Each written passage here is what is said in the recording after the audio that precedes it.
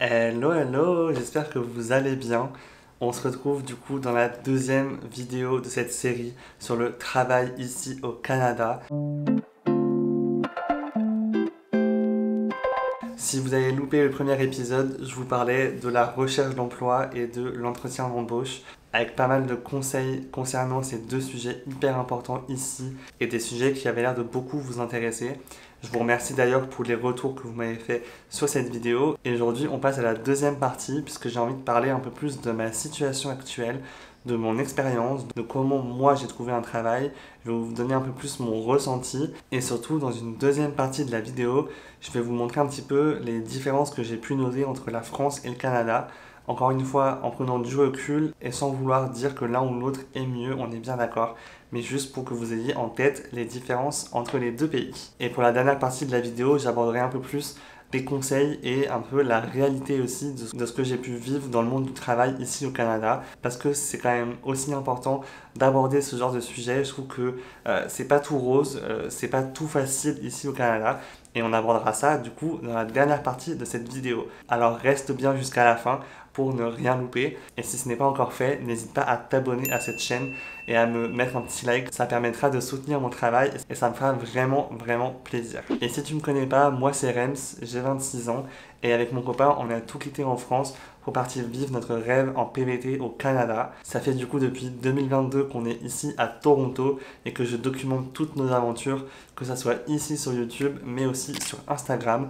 Donc n'hésite pas à me suivre dans toute cette aventure, ça me fera trop plaisir. On commence du coup avec ma situation actuelle, ce que je fais ici au Canada à Toronto. Il faut savoir du coup que j'ai fait mes études du coup en communication en France, à Paris et à Lyon, et du coup j'ai un master en communication événementielle notamment, et du coup j'ai pas mal cherché au début en arrivant à avoir un job dans ce secteur-là puisque j'avais vraiment envie d'évoluer et de donner un coup de boost à ma carrière à ce niveau-là. Mais au final, je me retrouve à être réceptionniste du coup dans les bureaux d'une grosse boîte ici à Toronto. Je vais pas forcément m'étaler plus et donner trop de détails ici sur YouTube, mais si vous avez besoin, n'hésitez pas à m'envoyer aussi un DM sur Instagram. Je répondrai un peu plus personnellement si vous avez besoin de plus d'informations. Mais en gros, dans les grandes lignes, je suis réceptionniste et je m'occupe du coup de tous les appels pour le côté francophone à Montréal et à Québec à distance, mais aussi pour tout ce qui se passe à Toronto. Et je suis aussi la personne du coup en charge d'accueillir les clients et les personnes externes à l'entreprise quand ils arrivent du coup pour un rendez-vous ou autre. Et à côté de ça, du coup, la création de contenu prend de plus en plus d'ampleur dans mon temps de travail et dans ma vie. Donc du coup, je jongle un petit peu avec ça pour vous proposer toujours plus de contenu et toujours plus d'informations qui peuvent être pertinentes pour vous. Donc voilà, encore une fois, si vous voulez me soutenir, vous savez ce qu'il vous reste à faire sous cette vidéo et sur Instagram. Du coup, vous l'aurez compris, je ne bosse pas encore dans la communication comme je l'aimerais, mais ça m'est arrivé du coup depuis que je suis là d'avoir quelques missions en freelance à côté de mon job, histoire d'avoir un petit peu toujours un pied dans la communication et ça me fait trop plaisir. Donc c'est aussi quelque chose que j'aime bien développer à côté de tout ce que je fais pour pouvoir quand même m'épanouir dans mon job et avoir une bonne balance entre le job alimentaire qui me permet de payer mes factures, d'avoir mon salaire et de vivre convenablement ici à Toronto, et des choses qui me font un peu plus kiffer entre la création de contenu et le côté un peu plus freelance en com. Donc voilà, c'est un peu le résumé de ma situation et de ce que je fais actuellement. Et du coup, j'avais eu une question sur la FAQ que j'avais fait sur Instagram, savoir si j'avais galéré à trouver ce job. Alors en fait, je suis passé par plusieurs phases, comme je disais, quand on est arrivé ici en octobre 2022. Dans un premier temps, j'étais vraiment focus pour avoir un job en communication, en marketing, en événementiel, en digital, peu importe. Mais je voulais vraiment être dans mon secteur et booster ma carrière. Et au fur et à mesure du temps, je voyais qu'il y avait quand même plusieurs points qui bloquaient au niveau de mes candidatures. Je pense que mon anglais était quand même pas encore hyper fluide malgré le fait que j'ai des bonnes bases. Je pense que je manquais encore une fois d'assurance et de confiance en moi du coup pour faire bonne impression dans les entretiens. Et du coup, je voyais que les semaines passaient, ça faisait quand même un mois que je commençais à chercher et que j'avais toujours pas de travail. Donc au bout d'un moment, j'ai décidé d'ouvrir un petit peu mes recherches à d'autres secteurs et à d'autres types de jobs qui me faisaient un peu moins rêver sur le papier, on est bien d'accord. Et c'est vraiment le conseil qu'il faut que vous reteniez de cette vidéo, c'est qu'il faut être prêt à recommencer un peu plus bas que ce que vous aviez comme situation en France ou peu importe où, mais que vous soyez prêt à pas forcément avoir le job de vos rêves tout de suite, mais qui vous permettent du coup derrière de vous ouvrir d'autres portes et d'autres opportunités. Donc du coup, c'est ce que j'ai fait. J'ai commencé à chercher quelque chose de beaucoup plus général. J'ai posé des CV dans des cafés, dans des commerces. J'ai eu pas mal d'entretiens notamment pour ça, mais ce qui a vraiment fait la différence, c'était de postuler à des jobs bilingues du coup, où ils recherchaient quelqu'un qui parlait français pour pouvoir répondre à des téléphones ou à des clients ou à des demandes particulières. Et c'est comme ça du coup que j'ai trouvé mon job de réceptionniste. Mais je me rappelle qu'à l'époque, vu qu'on était en novembre, il y avait aussi beaucoup d'entreprises qui cherchaient des part-time ou des CDD pour la période de Noël et des fêtes de fin d'année, notamment dans le commerce. J'avais beaucoup d'entretiens à ce niveau-là pour être conseiller de vente par exemple ou ce genre de job. Et du coup, j'ai envie de dire que la période de Noël est une période qui pourrait être assez propice pour que vous chopiez votre première expérience ici au Canada, à Toronto. Et même si c'est une expérience de CDD, franchement, j'aurais été prêt à faire ce genre d'expérience pour avoir cette première expérience canadienne dont tout le monde nous parle. Et au final, une fois que tu as cette première expérience canadienne, ça permet aux autres employeurs d'avoir un peu plus confiance et d'avoir des gens aussi à qui aller demander un petit peu comment on travaille, si je suis quelqu'un d'assez fiable pour eux. Donc voilà, tout ça pour dire que oui, j'ai un peu galéré parce qu'au final, j'ai pas forcément trouvé dans le secteur que je voulais. Mais d'un côté, à partir du moment où j'ai ouvert le champ des possibles, j'ai trouvé en même pas 2 semaines mon job et ça a été hyper rapide. Pour vous dire, j'ai eu un process de recrutement ultra light et très rapide. Ensuite, on m'a posé une question sur Instagram aussi en ce qui concerne le salaire. Combien est-ce qu'il faut gagner pour assez bien vivre ici à Toronto, sachant que vous devez savoir que Toronto est une des villes les plus chères du Canada et que le coût de la vie est assez impressionnant ici. Je trouve que c'est un peu le même type de schéma qu'à Paris. Donc les loyers sont vraiment très chers par rapport à d'autres villes. Les restaurants et toutes les activités peuvent vite coûter assez cher dans cette ville. Donc il faut quand même avoir un salaire qui puisse vous permettre de vivre convenablement ici à Toronto. Moi, je vais vous donner une fourchette à peu près pour le poste de réceptionniste. Ça va entre 35 et 55 000 dollars canadiens par an, en gros, ce genre de poste. Donc c'est-à-dire entre 16,50 de l'heure, donc ce qui est le minimum ici en Ontario, jusqu'à peu près 25 dollars de l'heure pour ce type de poste. Maintenant, encore une fois, en ce qui concerne l'argent, tout dépendra de votre situation, si vous êtes en couple ou pas, si vous voulez vivre dans un condo ou pas, enfin voilà, c'est toute une organisation complètement différente et du coup ça vous permettra de déterminer si oui ou non vous pouvez vous permettre d'avoir ce type de job. Nous en étant à deux, franchement, j'ai pas un salaire mirobolant, mais j'arrive quand même à m'en sortir plutôt bien. Vous commencez à voir qu'on fait quand même pas mal de petits week-ends à droite à gauche et pas mal de sorties. Donc en vrai, je suis pas à plaindre et je suis quand même très bien. Et d'ailleurs, si vous voulez qu'on aborde un peu plus le sujet de l'argent, comment on gère nos finances ici, comment on gère un petit peu notre argent ici à Toronto, n'hésitez pas à me le dire en commentaire. Ça m'intéresserait d'avoir vos avis pour que je fasse oui ou non une vidéo un peu plus sur ce sujet-là. Ça me ferait vraiment plaisir de vous donner plein de conseils par rapport à nos finances et par rapport à ce sujet qui peut être assez compliqué à gérer dans un pays qu'on ne connaît pas. Donc n'hésitez pas à me le dire en commentaire. Une autre question qui m'avait été posée sur Instagram, c'est par rapport à ma journée type en gros. Quels sont mes horaires par exemple? Donc la plupart du temps ici à Toronto, vous commencerez entre 8h et 9h, j'ai envie de dire, votre travail, et vous finirez entre 16 et 18h. Ça dépend vraiment à quelle heure vous commencez. Mais moi, je fais du 8h30 jusqu'à 17h typiquement. Donc c'est vraiment trop agréable d'avoir une espèce de demi-journée de plus à partir de 17h. J'abuse en disant demi-journée, mais quand j'étais à Paris, typiquement, je finissais à 18h30 mon job. Et pour le coup, je trouvais ça super tard, le temps de rentrer chez soi, de se poser et tout. Au final, il me restait vraiment très peu de temps le soir pour faire des choses. Alors qu'ici, je trouve qu'en finissant à 17h, c'est quand même vraiment cool. J'ai l'impression d'avoir encore une bonne partie de la journée pour faire plein de choses. Et c'est là notamment que je peux bosser sur mes contenus, sur mes vidéos, sur plein d'autres sujets annexes. Mais pour vous donner un autre exemple, Bastien, lui, typiquement, il fait en général 8h-16h. Tout ça pour dire, encore une fois, que les emplois du temps varient quand même assez bien en fonction de ce que vous préférez et en fonction de votre entreprise. Voilà, donc je pense que j'ai fait le tour de ma situation et mon expérience assez globale ici par rapport à mon job.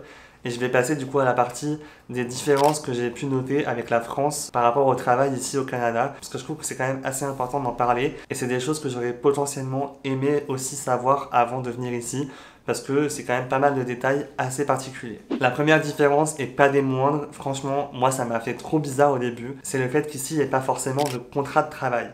Alors oui, dans certains jobs, vous aurez un contrat qui va être potentiellement un peu plus light d'ailleurs que ce que vous avez en France.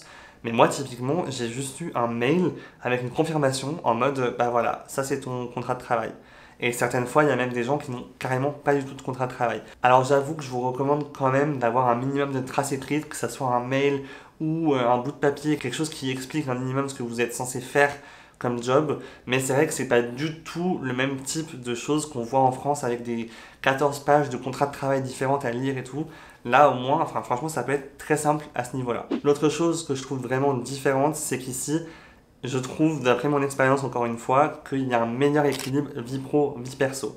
Alors peut-être parce que j'ai pas un job hyper qualifié et peut-être parce que j'ai pas encore beaucoup de responsabilités dans mon job, je veux bien l'entendre, mais par contre, même en discutant avec des gens qui ont plus de responsabilités, il y a quand même une culture du travail différente avec un management un peu plus bienveillant, un peu plus inclusif et qui respecte un peu plus votre vie privée. Typiquement, moi j'ai jamais eu aucun collègue qui m'a dérangé sur mon temps off. Jamais on m'a demandé de faire des heures supplémentaires et surtout par exemple quand je vois Bastien aussi, je trouve que sa vie perso est beaucoup plus respecté dans le sens où il n'est pas dérangé quand il est en vacances, il n'est pas dérangé en dehors de ses heures de travail. Enfin, c'est vraiment très très particulier par rapport à ça. Et je trouve que c'est vraiment trop cool comme environnement de travail en général, où vous avez vraiment beaucoup plus de bienveillance et de compréhension par rapport à tout ça. Et d'ailleurs, ça rejoint l'autre point que je voulais aborder. Ici, je trouve que la culture du side hustle, du coup qui se traduit par projet annexe, en gros projet autre que le boulot, c'est quelque chose qui est vraiment ancré ici et qui est vraiment très répandu. Il y a beaucoup de gens qui ont leur job 9 to 5 comme on dit, qui leur permet de payer les factures et tout, mais qui ont aussi à côté des projets personnels qui sont en train de développer, qui sont entrepreneurs à côté. Et c'est exactement ce qui se passe avec moi et ma création de contenu typiquement. J'ai mon 9 to 5, mais j'ai aussi mon side hustle qui me permet d'exprimer ma créativité, d'exprimer d'autres choses. Et c'est vraiment quelque chose de très ancré ici. Je trouve qu'on nous encourage vraiment à avoir autre chose que juste le travail dans notre vie ici en tout cas. Donc je trouvais ça important d'en parler dans cette partie-là. Par contre du coup tout ne peut pas être tout rose et j'ai aussi envie de parler des différences qui me dérangent un peu plus quand même par rapport à la France. Notamment le fait qu'il n'y ait pas vraiment de culture de l'afterwork ou de manger en équipe ensemble. Enfin, j'ai l'impression que les moments de cohésion d'équipe sont pas du tout les mêmes qu'en France. Typiquement, c'est vraiment normal d'aller boire un verre avec ses collègues après le travail à Paris, typiquement. Et ici, on retrouve beaucoup moins cet aspect-là. J'ai l'impression que, vu qu'ils respectent beaucoup plus ton équilibre vie pro, vie perso, peut-être que ça implique le fait qu'ils soient un peu moins enclins à se voir après le travail, en dehors des heures de travail. Et ça se ressent aussi au niveau de la pause lunch. J'entends beaucoup parler de gens qui mangent à leur bureau parce que soit ils veulent finir plus tôt et du coup rentrer plus tôt chez eux, soit parce que tout simplement c'est pas du tout dans la culture de leur équipe et il n'y a pas du tout ce côté manger ensemble, prendre le temps de discuter et tout. Oui, il va y avoir des discussions à la machine à café, il va y avoir des discussions, des small talk un petit peu tout au long de la journée. Mais je trouve que c'est pas la même ambiance et c'est pas le même style que ce que j'avais l'habitude d'avoir en France. Moi en France, dans mes jobs, j'allais très souvent manger avec mes collègues à la cantine ou même prendre des pauses lunch dans la salle commune ensemble. Et c'est quelque chose qui se retrouve pas forcément ici. Alors encore une fois, ça dépend de plein de facteurs, de votre environnement de travail, de ce que vous faites comme travail et tout. Mais voilà, moi pour mon ressenti en tout cas, je trouve qu'il n'y a pas beaucoup d'after work et pas beaucoup de lunch vraiment ensemble. Autre chose du coup qui est important d'aborder dans cette partie, c'est qu'ici vous aurez beaucoup moins de vacances qu'en France. Là où vous aurez 5 semaines de vacances minimum en France, ici c'est que 2 semaines minimum obligatoire. Et après il y a quand même pas mal d'entreprises qui vous proposent 3 semaines du coup de congé, avec certaines fois une semaine du coup entre Noël et jour de l'an. Mais voilà, c'est quand même très différent ça par rapport à la France et mine de rien ça change beaucoup, même si j'ai l'impression que du coup ça nous fait profiter beaucoup plus des escapades à droite à gauche le week-end. Malheureusement vous avez quand même pas autant de vacances qu'en France, donc c'est quand même important de le prendre en compte. Autre sujet que je voulais aborder ici, c'est que les congés maladie sont pas du tout gérés de la même manière qu'en France. En France c'est une caisse globale qui vous paye vos congés maladie, donc la sécurité sociale quoi. Alors qu'ici au Canada, c'est votre employeur qui va lui cotiser et vous payer quand vous êtes absent pour une maladie. Donc du coup, c'est pas du tout la même vision des choses, je trouve, puisque typiquement en France, vous avez des jours de carence qui ne sont pas rémunérés quand vous êtes malade, alors qu'ici, le moindre jour de maladie que vous prendrez, il sera rémunéré. Par contre, c'est votre employeur qui dédommage ça, et du coup, vous aurez peut-être un peu moins de congés maladie ici au Canada qu'en France. Mais voilà, c'est quand même différent, mais je trouve qu'il y a quand même pas mal de tolérance ici par rapport à tout ça. Et donc encore une fois, ça dépend de là où vous travaillez. Et la dernière grosse différence par rapport à la France, je trouve qu'ici, le licenciement est très normalisé, entre guillemets, dans le sens où c'est pas du tout perçu de la même manière qu'en France. Il faut savoir qu'ici, malheureusement, vous pouvez perdre votre travail en moins de 5 minutes. J'ai entendu plusieurs histoires de personnes qui se sont fait licencier comme ça d'une minute à l'autre. Et malheureusement, cette sécurité de l'emploi, on l'a quand même un peu moins ici au Canada qu'en France. Mais du coup, c'est pas du tout perçu aussi négativement entre guillemets qu'en France, dans le sens où vu que c'est plus commun ici de se faire licencier, et ben c'est moins négatif et péjoratif d'avoir vécu ce genre de situation. On vous pointera moins du doigt si vous avez été licencié, puisque c'est quand même beaucoup plus la norme entre guillemets. Maintenant, encore une fois, c'est à vous de savoir si c'est quelque chose qui vous perturbe trop ou pas, mais il faut être au courant ici que c'est quand même beaucoup plus fréquent d'être licencié qu'en France. On passe à une autre partie, puisque j'avais envie d'aborder les choses que j'aime ici dans cet environnement de travail à Toronto et aussi au Canada. Notamment avec la première chose, je trouve que la diversité culturelle est trop enrichissante. Vous aurez des gens qui viennent du monde entier qui travailleront dans votre équipe et qui travailleront dans votre entreprise. Et ça, je trouve ça hyper enrichissant et hyper cool. Ça vous permet de rencontrer des gens du monde entier, mais aussi d'être confronté à différents types d'accents et à différents types de façons de penser et différents types de façons de fonctionner aussi. Donc je trouve ça vraiment très cool et c'est vraiment très enrichissant. La deuxième chose que j'aime bien ici au Canada, c'est de voir à quel point on a beaucoup de possibilités d'évoluer assez rapidement dans nos carrières professionnelles ici au Canada, que ce soit en montant les échelons dans l'entreprise ou même en développant d'autres choses à côté, comme je disais tout à l'heure, le side hustle du coup, et de voir que du coup il y a beaucoup de potentiel ici au Canada pour développer sa carrière professionnelle d'une manière ou d'une autre. Et la troisième chose que j'aime beaucoup, c'est que ici, je trouve qu'on te laisse vraiment ta chance. Encore une fois, ça dépend quand même du secteur et ça dépend de ce que vous recherchez. Mais dans beaucoup de situations, j'entends les gens qui me parlent d'opportunités qu'ils n'auraient pas forcément pu avoir s'ils étaient restés en France ou s'ils étaient restés dans leur zone de confort. Je trouve qu'ici on nous donne la chance d'avoir des jobs avec lesquels on n'a pas forcément beaucoup d'expérience et c'est le cas typiquement moi avec mon job de réceptionniste. Alors oui, vous me direz, c'est pas le job qui demande le plus de compétences et le plus de spécificités particulières, mais quand même, on m'a laissé ma chance alors que j'avais aucune expérience là-dedans et que j'avais un anglais un peu bancal. Donc franchement, c'est trop cool de voir que peu importe la situation, ils sont quand même assez à l'écoute et assez ouverts à ce genre de situation. Et pour finir, du coup, j'ai envie de vous parler un petit peu de la réalité de la recherche de travail, que ce soit ici à Toronto ou au Canada, puisque c'est des choses dont on ne se rend pas forcément compte quand on n'est pas encore sur place. Donc je pense que ça peut être quand même bien que vous ayez ça en tête. Tout d'abord, il faut savoir que si tu veux vraiment un job qualifié, ça risque d'être un peu plus compliqué au niveau de ta recherche parce que, comme je disais, tant que tu n'as pas une première expérience canadienne, que ça soit une expérience liée à ton domaine ou pas, ça va être quand même beaucoup plus compliqué de faire bonne impression au niveau des employeurs ici et qu'ils te fassent confiance. La deuxième chose, c'est que du coup, il va falloir peut-être passer par ce job alimentaire qui ne vous fait pas forcément rêver, mais qui vous permettra du coup d'obtenir d'autres opportunités derrière et qui vous permettra d'ouvrir d'autres portes et de vous créer du réseau et de rencontrer des gens et qui vous permettent aussi d'améliorer votre anglais pour ensuite avoir du coup le background nécessaire pour d'autres jobs un peu plus qualifiés dans votre domaine. C'est exactement la stratégie que j'ai mis en place du coup pour ma recherche d'emploi et c'est ça qui m'a quand même permis d'avoir quelque chose d'assez intéressant. Ensuite, on entend beaucoup parler du fait que les salaires sont très attractifs ici au Canada et que vous gagnerez des grosses sommes d'argent. Alors oui, c'est possible encore une fois, mais il faut savoir qu'il y a beaucoup de taxes et beaucoup de choses qui sont déduites de votre salaire brut à votre salaire net et que du coup des fois on se retrouve avec une grosse différence entre les deux salaires et que le salaire net n'est pas forcément tout le temps aussi intéressant que ce qu'on pourrait penser. Et surtout quand on voit le coût de la vie, notamment dans des grandes villes comme Toronto, Vancouver ou même Montréal, où le coût de la vie est en train d'exploser et où vraiment toutes les dépenses sont de plus en plus chères. Ensuite, une chose importante à savoir, c'est qu'il y a beaucoup d'offres d'emploi qui sont même pas publiées sur les plateformes ou sur LinkedIn, tellement que beaucoup de choses se passent par le réseau. Donc je vous dirais vraiment d'accentuer vos possibilités de créer du réseau ici, que ce soit via des événements de networking, via la méthode dont je parlais avec LinkedIn, aller contacter des gens sur LinkedIn, mais aussi dès que vous rencontrez du monde, essayez aussi de vous intéresser aux entreprises dans lesquelles les gens que vous rencontrez travaillent, parce que ça peut toujours vous servir pour avoir le job qui vous correspond. Et enfin, la dernière chose dont je voulais parler, qui est quand même une des choses qui m'énerve le plus, c'est qu'ici je trouve qu'il y a beaucoup d'entreprises qui ghostent les candidats. Je trouve ça hallucinant qu'en fait, après avoir fait plusieurs entretiens, plusieurs étapes du process, tu finisses par ne jamais avoir de réponse, jamais avoir un retour, que ça soit négatif ou positif. jamais avoir un retour un peu constructif non plus sur ta candidature et sur pourquoi t'as pas été sélectionné.